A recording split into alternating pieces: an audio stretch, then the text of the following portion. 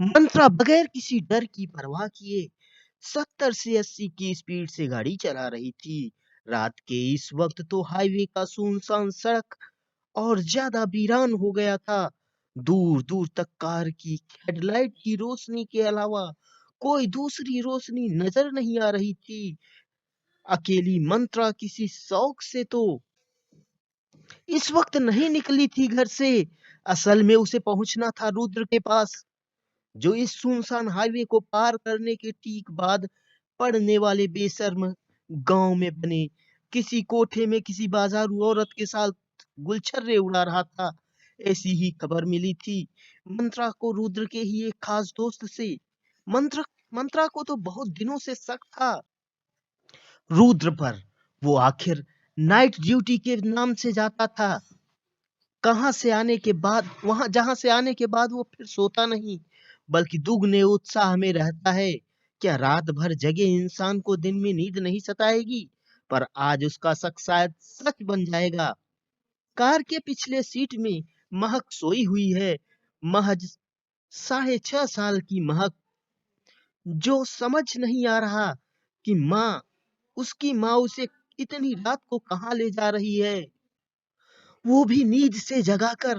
मंत्रा के मन के भीतर चल रहे उथल पुथल आसमान, क्रोध को काबू में रखना मंत्रा के लिए बहुत मुश्किल काम था। शायद इसी क्रोध की वजह से उसे ये भी अंदाजा नहीं था कि वो कार को उस तेजी से दौड़ा रही है जितनी नहीं होनी चाहिए।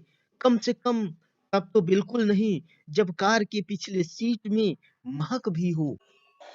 बहुत तेजी से दौड़ती कार को तब ब्रेक लगा जब मंत्रा को दूर से दौड़ता हुआ आग दिखाई दिया।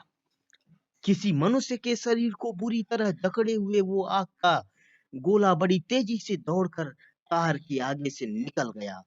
मंत्रा बस उसे देखती ही रह गई। उसे कुछ समझ नहीं आया। उसने गाड़ी को साइड में लगाया और उसके पीछे जा चुकी उस आग से लपटे इंसान के पीछे वो दौड़ने लगी। वो तब तक उसके पीछे दौड़ती रही जब तक कि वो जल रही आकृति उसके नजरों से ओझल नहीं हो गया। डर से उसका जिस्म थर थर कांप रहा था। क्या अभी अभी मंत्रा ने जो देखा वो सच था? क्या वो एक जिंदा इंसान को जलते हुए देख रही थी? उसका दिमाग चकराने लगा। उसने अपने दोनों हाथों से अपने सर को जोर से पकड़ लिया। तभी उसे गाड़ी में अकेली बैठी महक की याद आई और वो बदहवास गाड़ी की तरफ दौड़ पड़ी। पर गाड़ी वहां से लापता थी जहां वो उसे छोड़कर गई थी। मंत्रा की हालत खराब हो चुकी थी। इतनी जल्दी आखिरकार कौन कोई चुराएगा भी तो कैसे? कम से कम गाड़ी के स्टार्ट होने की आवाज तो उस तक आ ही जाती। हे भगवान, नाहक ही वो रुद्र की खोज में यहाँ आई। गाड़ी से कई गुना ज्यादा उसे महक की फिक्र थी। वो बीच सड़क में इतनी लाचार पड़ चुकी थी कि रोने और इधर उधर भागकर गाड़ी को तलाशने के अलावा उसके पास दूसरा कोई विकल्प भी नहीं था। उसका सिर्फ जिस्म ही नहीं, उसके फेफड़े भी धड़ धड़ कांप रहे थे, जैसे अभी वो सीने से बाहर निकल आएंगे। सुनसान सड़क से में बदहवास दौड़ती मंत्रा और उसकी तलाश महक।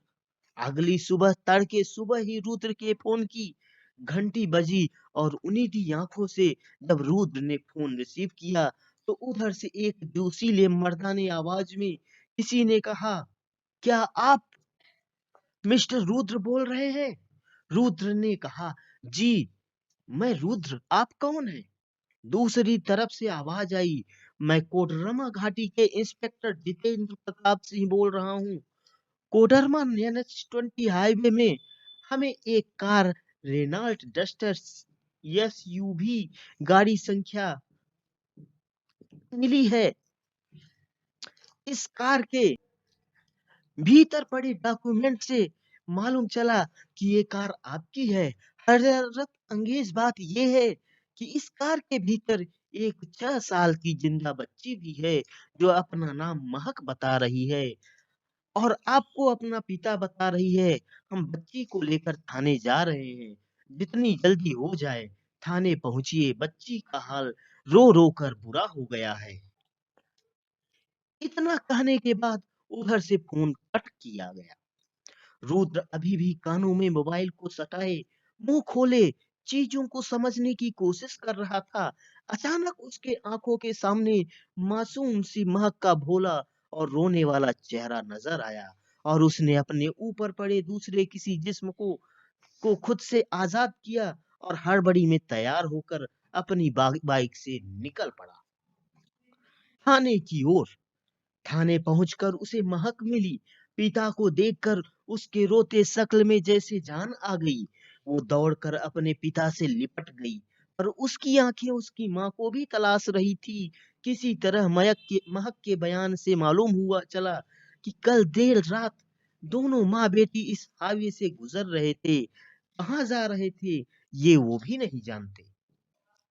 उसकी माँ तो उसे नींद में से जगा कर ही ले गई थी, पर उसने अपनी माँ को रोते हुए देखा था और वो पिता को गंदी गंदी गालियां दे रही थी। फिर अचानक उसकी माँ गाड़ी रोक कर बाहर निकल गई। जब उसकी नींद खुली तो वो गाड़ी में अकेली थी और बाहर सुनसान रास्ता था। वो गाड़ी के भीतर से ही माँ को आवाज लगाती रही, पर उसकी माँ का कोई पता नहीं।